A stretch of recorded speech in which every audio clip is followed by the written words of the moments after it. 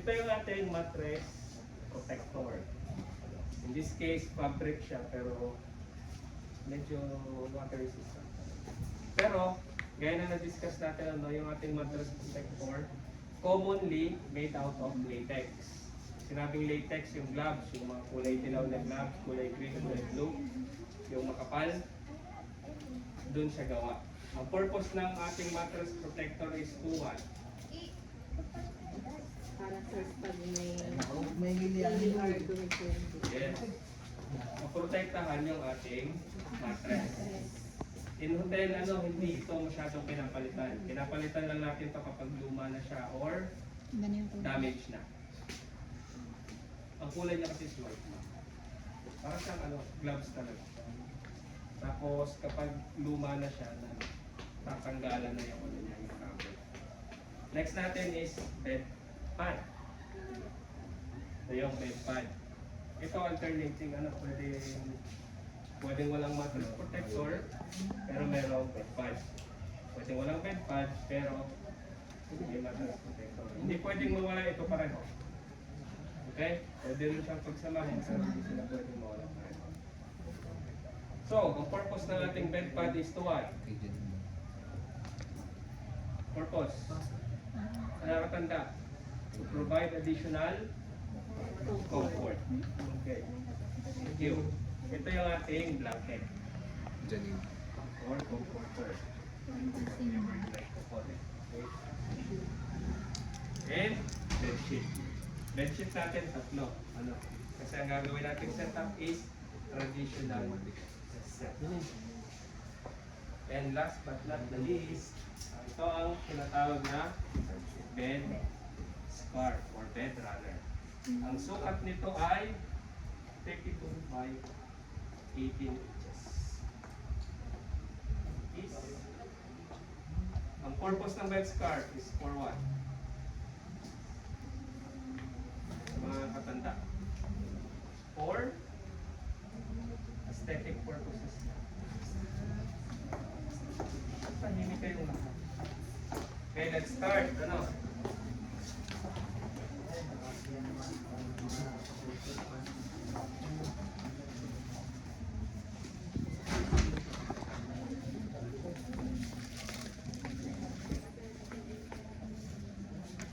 Okay, base sa pagkakasunod-sunod, ang una nating ilalagay ay mattress protector. Okay, by the way, yung bed natin is again substandard. Yung mattress natin substandard, yung bed natin is substandard. Ang ating board, headboard ng ating kama, naka-fix ito sa wall. Pero itong frame, namumove yan. Kaya diba doon sa procedure natin is i-move natin away from the headboard yung ating bed. Again, sa pag-move, pagbabalik ng ating bed, tumuhod ang ginagamit. Okay? Hindi ito. Para maiwasan natin yung so, lagay natin ito.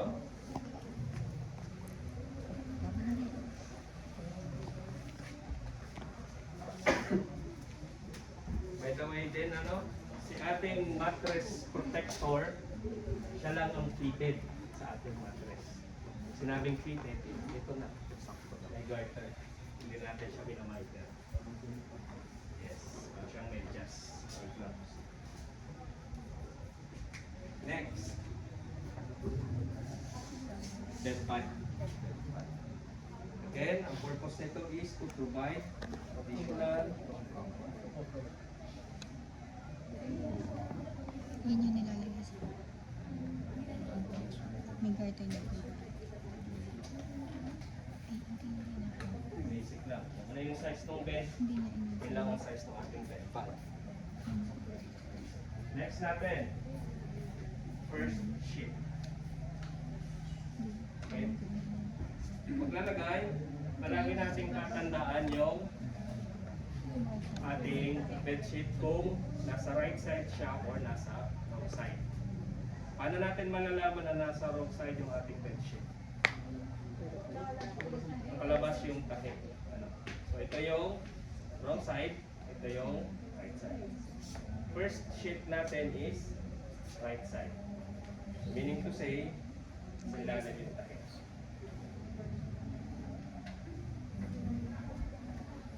So, merong technique sa pag-draw ng ating bed sheet, ano? Gagamitin natin yung ating mga daliri. Tawag dito ay fisherman throw. Mas madali ito at mas ma-appreciate nyo kung yun ay walang footboard, ano. Kaya siya tinawag na fisherman throw is pag-inan. Practice yun. Sama sa plan.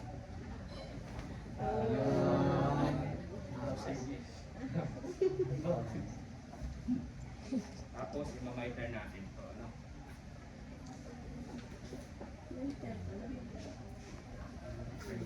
So, kapag lagay ito,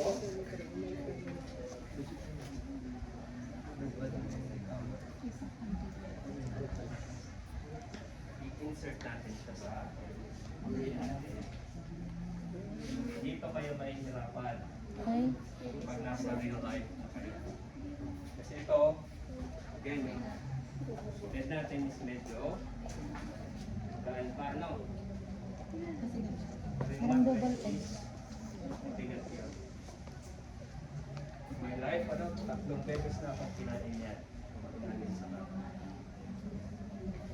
Walang busa. Sobrang galing niya.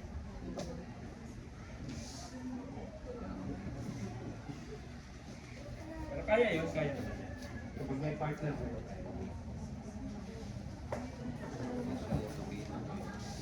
Ayun. Imamiter natin siya. Okay? Sa pagmamiter, by the way guys, ano? Bawal itong may mga Lisat-lisat. ang gamit natin is pero kaya naman sakit sa kamay kasi wala akong gloves. Yung gagawin to, wala kayong gloves kasi mamumuti yan. Kasi yan. Okay? No need na doon kayo. Laging back of the hands. Okay? My turn. Para tayo. Gagamitin natin yung ating mga built-in na ruler. Ayan. A muna. A. 12 inches. 12 inches. Kung may card tayo, gawin natin to. Dulo, no? Ay, naku. 45 degrees. Then insert natin. Hanapin siya balik. Binalik. Para makaplay tayo ng 45 degrees.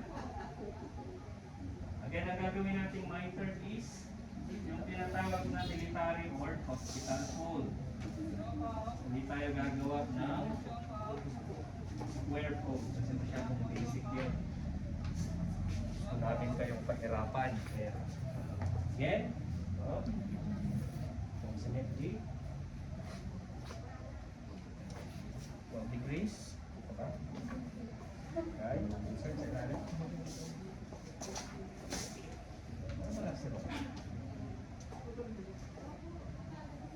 Pwede nyo gamitin yung unang braso.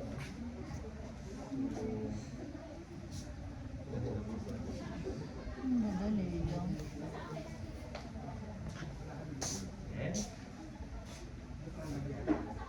insert. Paano yung insert nyo? Gitna. Pwede. Okay? Pagka miter dito, talon mo na kayo dito. Talon mo na kayo. Now, Yes. naman tayo sa kabila. Okay? Approximately 12 inches. 45 degrees. Kumila.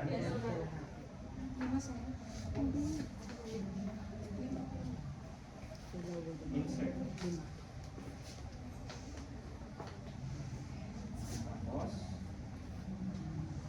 natin to. Para makapag-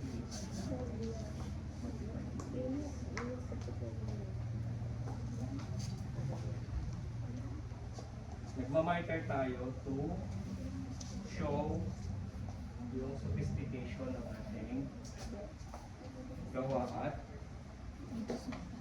para ipakita na professional tayo. Alright. Sir?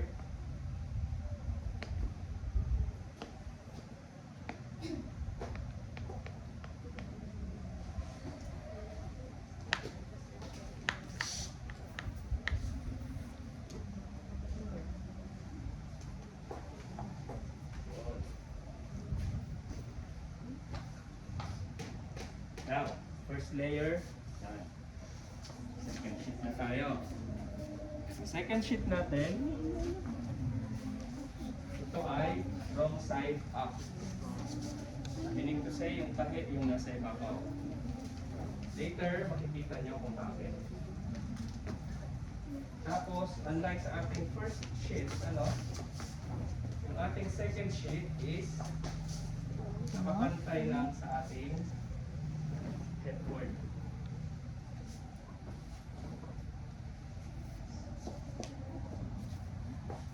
Pantay lang sa dulo. Hindi siya nakalampas. Okay?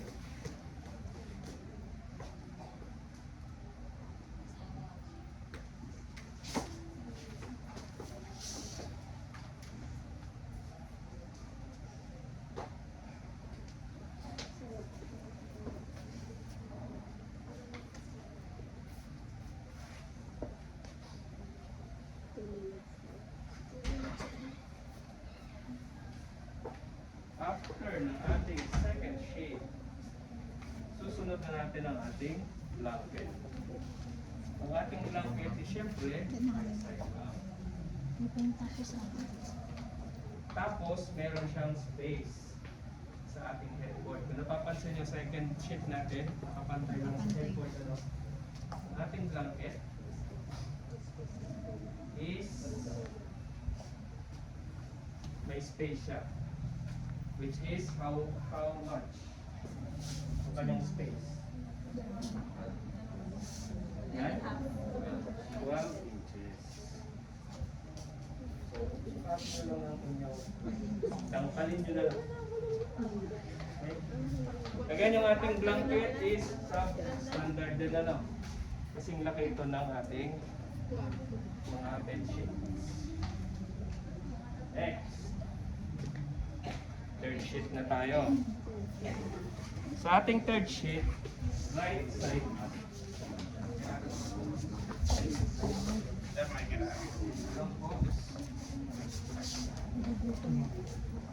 Kagaya ng ating second sheet, ang ating third sheet is nakapantay lang din sa ating headboard.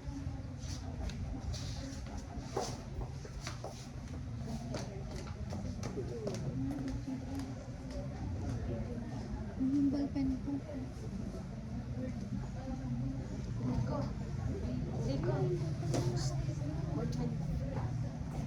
Tandaan yung pagkakasunod-sunod guys ha. So on Monday, hindi na namin kayo tuturuan. Diretso na yung ating grade. Ano yung maganda? Ano mahirap? Mamaya. Ganong sakit yung ilalim dyan. Hindi. Kapag kapasin ko siya. Kung kapag hindi ka makapag on Monday. Lahat na yun is mga bed making. Kung hindi ka rin Hindi pa bed nakakapag-mock. making on Monday, Wednesday tayo. May mga hindi pa po nakakapag-makpag sa. Yes, wala silang Okay.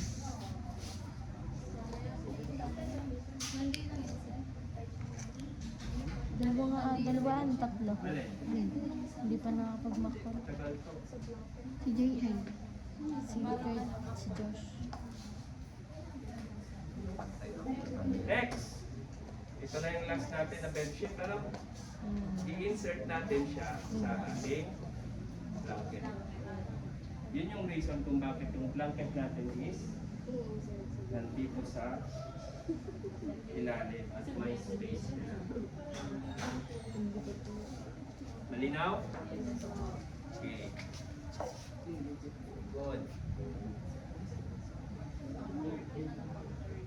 Tatandaan mo naman yung mga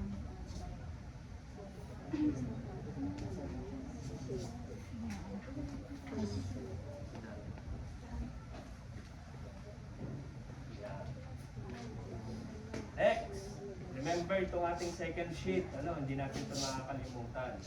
Second sheet natin, kaya siya nakabaliktad is ilalagay kasi natin siya dito sa ibaba para naka right side.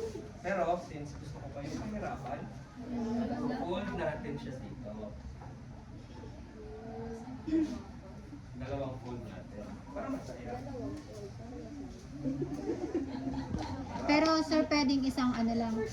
Yung ipapatong lang siya dun sa ano. Ang pangit eh. Wala ko depende siya. Kailangan maayos ka. Ha? So, I'm just taking my Dalawa tatlo time. yan. Pero Yung kayo, kapal. time pressure kayo. Okay? Ano yan sir, ganito ako lang. Katabi pa. Ano makabi? After nyo magalaw ito, magawa ito, Talagay sa inyo. i-insert na natin siya sa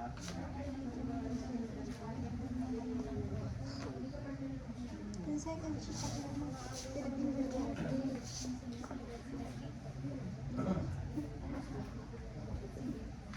Makalit ano? Pinakamalapis to. Ito yung pinakamahirap na part. Kasi ito yung imamiter natin. Ito yung pinakamabigat na part.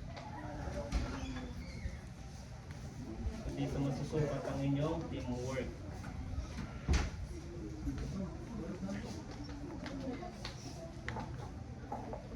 Angat. Ay, pagkakabigat. Right, ilalim.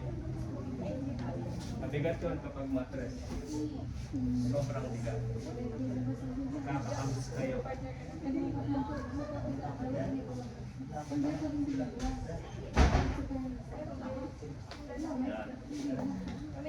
So pag na-insert na siya, guys, ulitin lang ulit natin yung miter natin. Approximately 12 inches or dalawang dangkal. 45-degree angle.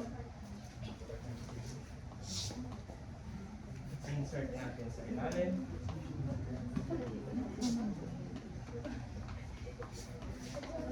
Basta yung ibaba Okay. kailangan.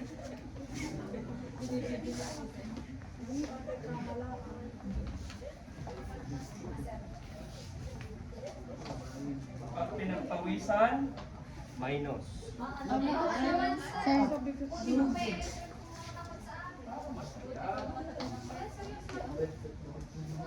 Sir, paano pagpawis niya?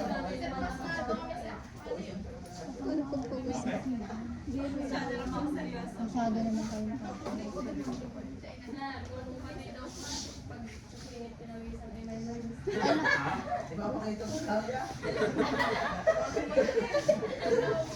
Sa Irishman din.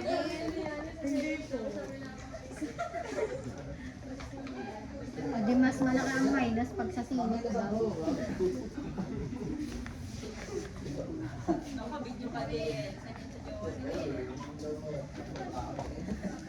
And with that, tapos na ang ating bed making. Pillow. Sir, hindi na naipapagpapalala. Kaya pwede kayo mag-practice today. Wait lang.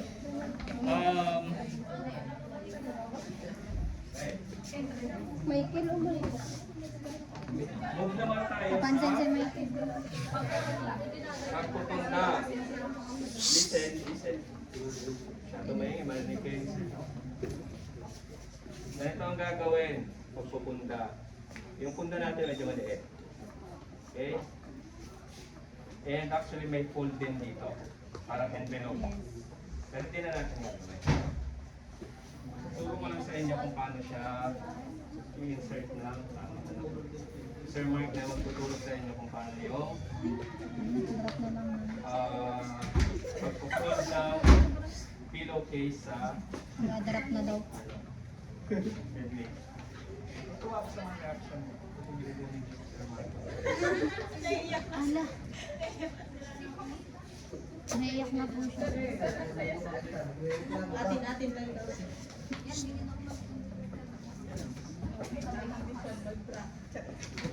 Hindi niyo muna Yung una natin pinagpagawa. guys is substandard din. Ano? Ang ginagamit natin sa hotel is yung duck feather. Ito kasi is polyester. Ano? Yan ay balahibo ng top. Second layer. Second layer. Medyo mahirap yon kasi medyo malobo yon. Mabigat. Tapos pagpa-flap natin ng unan is dito, sa gilid. Hindi dito ka, dito. Tapos kung saan natin ipinasok yung ating pillow, yun yung nasa, ano, hindi pwede naman ganito, ano. Kung nagtatanong kayo, bakit hindi pwede dito, hindi research nyo na. Research nyo na lang, ano. Next. Ito.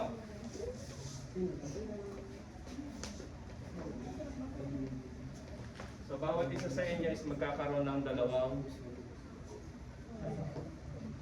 kilo.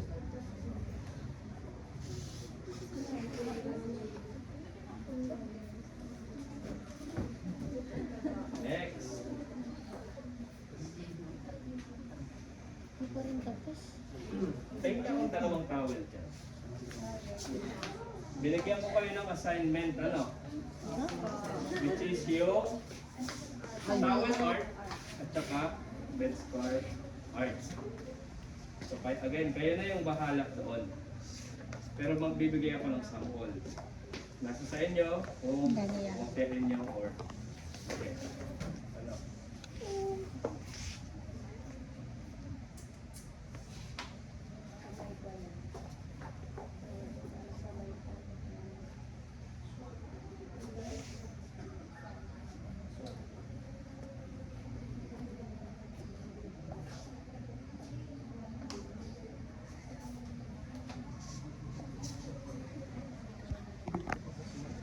Ano nang nakagawa nito?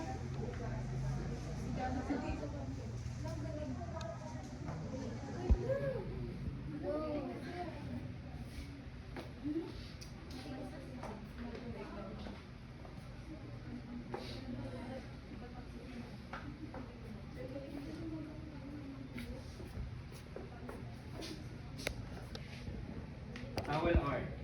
Okay? Gagawin ko is one. Gagawa ko. Kunin yung gitna.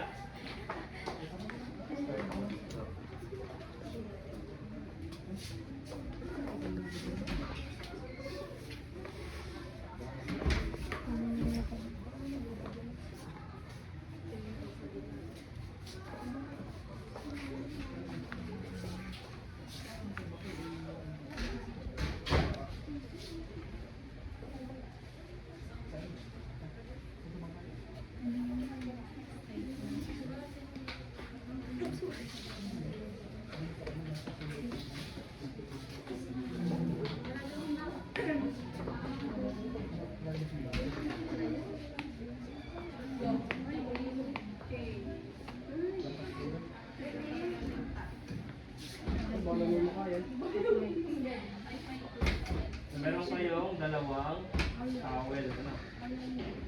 Hala na kayo kung anong gagawin nyo. Pwedeng magkatulad kayo. Kasi individual naman ako. Swan yan, ha? Swan yan. Hindi yan aswan. Anak ko nakaganda. Swan.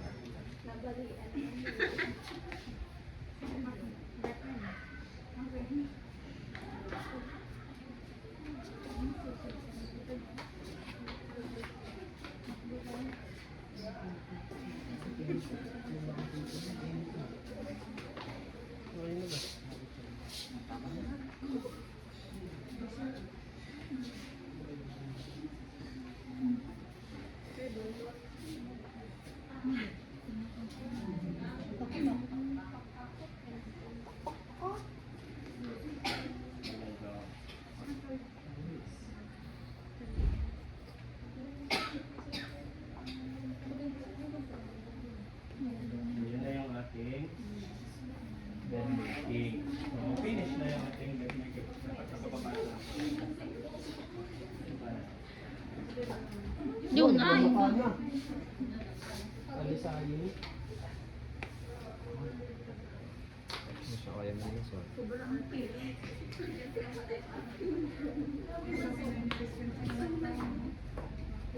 Oh, may question. May question.